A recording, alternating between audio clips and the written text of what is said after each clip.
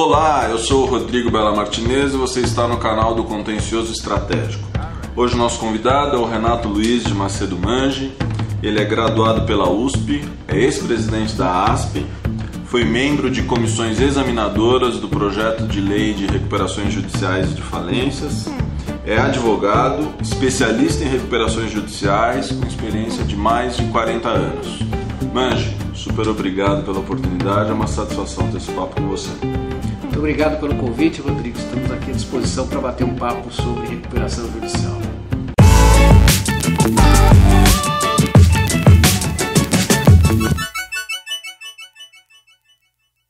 Mange, após quase 15 anos de promulgação da nova lei de recuperações judiciais e falências, a gente pode dizer que essa lei atendeu e atende a demanda de empreendedores e credores? Ela trouxe segurança para o mercado? Rodrigo, eu acho que a lei foi um avanço. A lei mudou da antiga lei em que o juiz resolvia tudo para agora nós apresentarmos as devedoras, eu trabalho sempre para as recuperandas, apresentar um plano de recuperação e este plano, numa assembleia de credores, é que vai ser debatido e discutido. São os credores que vão dizer se aquela empresa merece ter a oportunidade de se recuperar, vai pagar suas dívidas em 5 anos, em 10 anos, com que taxa de juros, com que condições. E o juiz vai apenas homologar isto, verificar se tem nulidades, se tem ilegalidades no plano. Então eu acho que é um ponto que houve uma evolução. A antiga concordata não atendia mais, vários créditos que não se sujeitavam às concordatas agora se sujeitam, como os créditos trabalhistas, porém ela ainda não atingiu a tudo. Nós temos ainda uma questão muito grande, que é os créditos fiscais não se sujeitarem à recuperação judicial e alguns créditos ainda que são excluídos, como alienação fiduciária, cessão fiduciária de recebíveis, os ACCs, adiantamentos de contrato de câmbio. Então talvez a gente ainda precisasse melhorar a lei. Há, no momento em andamento, no Congresso Nacional, uma reforma da lei que foi mandada ainda pelo governo Temer e vamos ver como é que fica. Mas temos melhoramentos a ser feitos, mas sem dúvida é uma evolução ao antigo Decreto-Lei 766 de 1945. Bom, uma controvérsia que a gente identifica hoje no judiciário em relação a esse tema envolve a questão dos bens de capital, como você disse dentro dessas exceções, não sei se você fez menção específica a ela, e o dever ou não de o credor ter que se sujeitar ao rito da recuperação e ao que for definido lá. Como é que você vê essa discussão e como é que ela está posicionada hoje? Essa controvérsia surgiu porque a lei, no seu artigo 49, dizia que todos os créditos existentes à época da recuperação judicial se sujeitavam aos seus efeitos. Foi feita ainda quando estava em processamento no Congresso. A Câmara tinha aprovado, quando foi ao Senado houve uma emenda que ficou conhecida como emenda Febraban, uma referência à Federação dos Bancos, onde estão sujeitos a todos os efeitos, todos os créditos estão sujeitos aos efeitos da recuperação judicial, exceto, e aí vieram as exceções, e veio a seção da alienação fiduciária. É correta essa exceção porque, em teoria, a alienação fiduciária, eu pego o meu bem e alieno fiduciariamente, vendo para o credor. A propriedade se consolida no credor se eu não pagá-lo. Se eu pagá-lo, volta para mim, devedor. Então, se eu estou em recuperação judicial, não cumpri, ele vai levar o bem, discutir o bem e não está sujeito à recuperação. Porém, se colocou uma condição dizendo, a lei nossa tem o que se chama do standstill period. Aí, durante 180 dias, as ações de execuções ficam suspensas contra a recuperanda até que se apresente o plano de recuperação, leve à Assembleia e seja aprovado ou não o plano. Se aprovado, vai ser concedida a recuperação. Se rejeitado, vai ser decretada a falência. A lei diz que, mesmo estes créditos não sujeitos à recuperação de alienação fiduciária, se os bens forem essenciais para a companhia, durante esse stay period, os 180 dias, eles não poderão ser retirados. Então, se eu tenho uma máquina que está alienação fiduciária para um banco, mas ela é essencial para a minha produção, não pode ser retirada durante 180 dias. A polêmica surgiu para dizer o que é essencial e o que não é essencial. Aí vira subjetivo. Ficou um pouco subjetivo. E depois dos 180 dias, aí ela pode ser retirada ou, se ele for essencial, ainda assim ele tem que ser mantido. E mais à frente também, o tribunal entendeu que a alienação fiduciária também se aplicaria à cessão fiduciária de recebíveis. O que vem a ser isto? Antigamente nós tínhamos os empréstimos, em caução eu dava duplicatas a vencer. Dava lá 110, 120% de duplicata, recebia o 100 empréstimo, o banco tem uma margem de garantia. A partir de 2004, a lei de falências é de 2005, a nova lei, a lei 10.931, criou a cessão fiduciária de recebíveis. Em vez de eu dar os meus recebíveis em caução ou em penhor, eu cedia fiduciariamente, vendo os meus títulos para o banco, e o banco então vai recebê-los. Eu entro na recuperação judicial, dizendo, eu vou receber do sacado, não tem nada a ver com a recuperação judicial. Aí veio essa questão, espera um pouco, estes bens que estão dados em alienação fiduciária equivalem, esses títulos vão vencendo, dinheiro. Nada é mais essencial a uma companhia em dificuldades do que dinheiro. Então, durante os 180 dias, também os bancos não poderiam discutir essas garantias de cessão fiduciária? Esta foi a discussão que se pôs. O STJ já se posicionou dizendo, não, é diferente, porque aquele bem, que é um bem de capital, uma máquina, um veículo, ou um imóvel, depois dos 180 dias ele está lá, ele existe e ele pode ser entregue ao credor se for o caso de não cumprimento do pagamento. O dinheiro consumido não se resolve. Aí ficou esta discussão, né? E tem prevalecido dizendo, não, o banco fica com os recebíveis e aí pode ser que a companhia não consiga funcionar, porque se os seus recebíveis não entram, ela não pode funcionar. Esta é a grande discussão que se tem hoje. Há quem defenda que alienação fiduciária e cessão fiduciária façam parte da recuperação judicial, criando mais uma classe que poderia ter uma forma de pagamento diversa. Hoje nós temos 4 classes. Classe 1, que são credores trabalhistas, classe 2, garantia real, hipoteca e penhor, que praticamente não existe. Ou você vai num banco, dá um imóvel hipoteca, ele não aceita, ele quer alienação fiduciária para ficar fora de uma eventual recuperação. Classe 3, que são os credores sem garantia, os quirografários, e classe 4, que foi criada depois, sendo classe para as micro e pequenas empresas. Aí, quando começou a discutir com o banco, por um azar da numeração, falou assim, não, o banco vai ser o 5ª classe, a alienação fiduciária. Pronto, já houve um mal-estar. Como que eu vou ser 5ª classe? Parece que 5ª classe eu sou o último. Então, não, mas seria a classe número 5, melhor dizendo, e aí se discutiria se ele receberia numa condição melhor e tal. A Febraban e os bancos sempre se opuseram a isso, tanto que nesse projeto que está em andamento, continua-se a manter fora da recuperação judicial, ou seja, alienação fiduciária, cessão fiduciária de recebíveis não estão sujeitos à recuperação judicial. E esse é a grande discussão hoje. Excluindo isso, fica difícil às vezes a empresa se recuperar. Trazendo para dentro, vai ficar dentro de um plano de recuperação. Os bancos dizem, não, eu que emprestei com garantia e a juros mais baratos, não posso ser prejudicado. Este é a grande questão que a Febraban fala. Não, isto ajuda a diminuir o spread bancário. A meu ver, e aqui confesso que sou advogado e devedor, me parece que nesses 15 anos da lei o spread bancário não diminuiu em razão disso. Então precisamos atacar esse ponto da recuperação judicial. Quais os créditos que ficam excluídos e quais aqueles que se sujeitarão aos efeitos da recuperação judicial e vão ser tratados no plano de recuperação para serem pagos no prazo que for aprovado por Assembleia de Credores. Mas vamos fazer uma questão mais prática agora. Você disse sobre esse prazo, que é super sensível nas recuperações judiciais, e desde 2015 o novo Código de Processo estabeleceu a contagem em dias úteis. Como é que ficou essa questão? Os prazos judiciais sempre foram contados em dias corridos. Era uma velha pleito de todos os advogados que fossem contados em dias úteis, porque aqueles prazos publicados na quarta-feira e começassem a contar na quinta, e de 5 dias você teria quinta, sexta, sábado, domingo, venceria na segunda, que causava sempre um mal-estar para o advogado. Então se pleiteava que fosse dias úteis, porque aí seria quinta, sexta, segunda, terça, quarta. O Código 2015 trouxe isso. Então, os prazos judiciais então são contados em dias corridos. Aí ficou uma grande dúvida. Bom, prazos judiciais seriam dias corridos, prazos processuais. Agora, os prazos de direito material continuariam em dias corridos? Então os prazos processuais ficaram em dias úteis e os prazos materiais em dias corridos.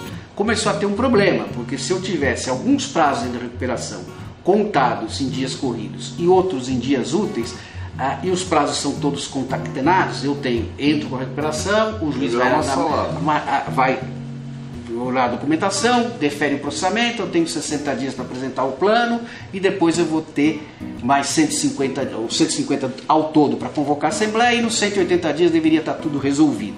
Agora, se eu conto 180 dias em dias corridos e conto 60 dias para apresentar o plano, que é um prazo processual, em dias úteis, não ia dar tempo para isso. Isso se discutiu aqui em São Paulo, até havia uma divergência. Nós temos duas câmaras especializadas de direito empresarial que julgam matéria de recuperação judicial. A primeira câmara dizia dias úteis e a segunda câmara dizia dias corridos. Havia lá um mal-estar. Isto foi resolvido por uma decisão do Superior Tribunal de Justiça, em acórdão relatado pelo ministro Luiz Felipe Salomão, que resolveu a questão. Disse, olha, vai ser tudo dias corridos, 60 dias para apresentar o plano, 180 dias de suspensão. Os outros prazos de agravo de instrumento, de apelação, aqueles prazos que efetivamente são processuais e aqueles recursos que estão no código do processo serão dias úteis. Com isso, acho que a matéria está sanada. Então, os prazos de materiais são dias corridos e os prazos de recurso em geral são dias úteis. Mas voltando então àquela questão das exceções que se abordou, mas falando agora de um ponto mais ou tanto quanto sensível, que são os débitos tributários. Apesar de a lei hoje não incluir esses débitos fiscais dentro da possibilidade do plano de recuperação, como é que você vê essa experiência dos últimos 15 anos? Se os tribunais têm acolhido alguma diferenciação, como é que isso vem sendo tratado? Bom, a questão tributária no Brasil é muito complexa, né? Porque os nossos tributos são muitos, nós temos talvez mais do que 50 tributos, é difícil, é complexo para um empresário verificar se está pagando os tributos em ordem. As fazendas, seja municipal, estadual, federal, não tem uma boa fiscalização. Então acontece que o fisco vai ficando para trás. Quando uma empresa tem um estresse financeiro, ela deve, em geral, hipoteticamente 100 para os seus credores, sejam bancos, sejam financiadores, sejam fornecedores, sejam clientes, então, hipoteticamente 100. E ela deve para o fisco 200 ou 300, ou seja, muitas vezes a dívida inteira dela, a do fisco, é uma vez mais ou duas vezes mais. Então fica muito difícil ajustar o fisco. A legislação, apesar de ter sido muito discutida lá em 2005, se o fisco também entraria na recuperação judicial, entendeu que o fisco não entra na recuperação judicial. Então ele pode continuar suas execuções, o que por vezes inviabiliza. A empresa tem um imóvel, quer vender o imóvel para pagar os credores, mas aí o fisco penhora o imóvel, não pode pagar credores, e o fisco às vezes você pode fazer refis, fazer mais prazos. Aí, para tentar equacionar isso, em 2013, a lei de falência de 2005 dizia: as fazendas nacionais, seja nacional, estadual, municipal, não suscitam a recuperação judicial, mas poderão fazer legislação própria para parcelar os débitos das empresas de recuperação judicial. Isso passou-se anos e ninguém fez. Em 2013, a União fez uma lei dizendo: olha, quem está em recuperação judicial tem 84 meses para pagar os seus débitos, com uma questão assim, pagava, não me lembro exatamente, mas 1% no primeiro mês, 3% a partir do sexto mês, e ia crescendo, ficava 20% para a última parcela. Ainda assim, se achou pouco, 84 meses, a dívida era muito grande, não resolveu o problema. Mas, o que se surgiu? O STJ já decidiu que quem fala sobre o patrimônio das empresas de recuperação judicial é o juiz da recuperação judicial. Então, se há uma execução fiscal, o fisco tem direito de penhorar. O quê? Aquilo que o juiz da recuperação judicial entender razoável para não impedir o pagamento dos demais credores. Essa é uma questão que ainda não tem solução. Hoje foi afetado no Superior Tribunal de Justiça porque há uma divergência entre a primeira seção de direito público, que diz: não, quem tem que resolver o que vai penhorar é o juiz da execução fiscal. E a segunda seção, que é direito privado, que cuida da recuperação judicial, que diz: não, a competência do juiz da recuperação judicial. Isso foi afetado para julgamento de recursos repetitivos e vão decidir o que se faz com isso. Mas o problema do fisco é o grande problema de todas as empresas brasileiras em dificuldade, porque é tão grande a dívida fiscal que às vezes se torna impagável. Mas ainda sobre o que pode entrar ou não na recuperação judicial. Tem aquela discussão de ações judiciais que estavam tramitando no momento do pedido, cujo trânsito em julgado ocorreu depois. Como é que é encarada essa questão? Bom, a lei diz que estão sujeitos à recuperação judicial todos os créditos existentes à época da recuperação, à época do ajuizamento da recuperação, ainda que não vencidos. Então, o que se tem entendido de questões judiciais? As ações judiciais, elas vão, na sentença, que será uma sentença declaratória, não constitutiva, ela vai declarar e reconhecer que existia aquele crédito anterior à recuperação judicial. Portanto, após a ação ordinária, quando chegar na fase de cumprimento de sentenças, agora você vai se sujeitar à recuperação judicial. Para isso, a lei fala que, ao impetrar a recuperação judicial, você deve apresentar a sua relação de credores e a relação das ações judiciais em andamento. Então você já relacionará lá que tem uma ação judicial em andamento e quando ela for julgada, nas condições que for julgada, nos valores que forem julgados, ele deve se habilitar e se sujeitar à recuperação judicial. Bom, para a gente fechar então, Manji, uma discussão, até onde eu li, bastante atual, é a possibilidade hoje da recuperação judicial de várias empresas tramitarem conjuntamente, normalmente envolvendo um grupo de várias empresas. Como é que está isso? A questão do grupo econômico também hoje está muito discutida. De início estava se aceitando a possibilidade do grupo econômico, entendendo que processualmente há o litisconsórcio previsto no Código de Processo Civil, que são comunhão de interesses, empresas coligadas, e se aceitava isso. Aí veio uma outra questão.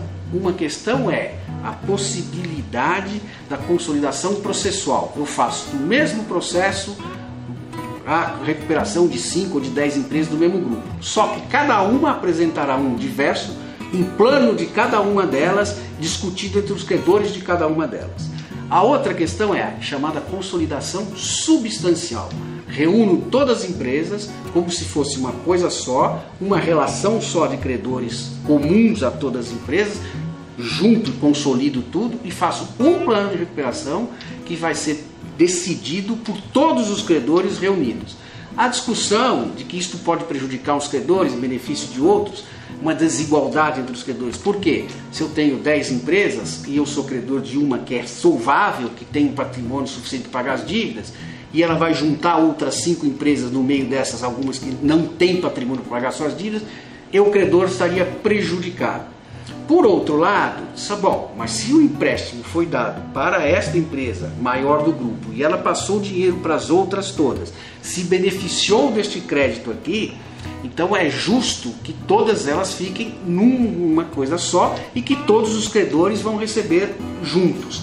Talvez, pensando em proteger credores, você pode desproteger o credor menor, porque o credor maior que fica numa empresa só com o patrimônio vai receber, e os outros menores que deram empréstimo para as empresas menores acabam não recebendo porque elas não têm patrimônio. Ou muitas vezes as empresas menores deram os seus patrimônios, os seus ativos em garantia do empréstimo maior que ficou na empresa mãe, mas esse empréstimo circulou por todas, então é justo que todas sejam juntos. Claro que é preciso verificar se existe essa união de forças dessas empresas, se as empresas realmente são do grupo, são todas controladas pelo mesmo grupo, se elas têm atividades afins. Então, esta é uma questão que ainda está em discussão. O Tribunal de Justiça de São Paulo tem aceito em alguns casos. Ainda semana passada tivemos um caso julgado em que se aceitou, da Urbiplan, uma loteadora, se aceitou o processamento conjunto e a consolidação substancial. Por 2-1 houve até voto vencido. Há uma outra corrente do tribunal dizendo, ok, é possível fazer a consolidação substancial desde que, em votações separadas, aquelas empresas, os credores de cada uma delas aceitem que é um plano só. O que talvez seja uma solução difícil, porque ou há consolidação substancial ou não há. porque deixar para que os credores decidam, cada credor tem a sua vontade. Isto pode prejudicar os pequenos e os grandes que têm mais força na votação. Vamos separar aqui e ficamos só com as empresas. Este é um assunto que está muito discutido e ainda temos algumas decisões de São Paulo conflitantes e o STJ ainda não se manifestou sobre essa questão. É muito importante, muito bem lembrada, pergunta excelente.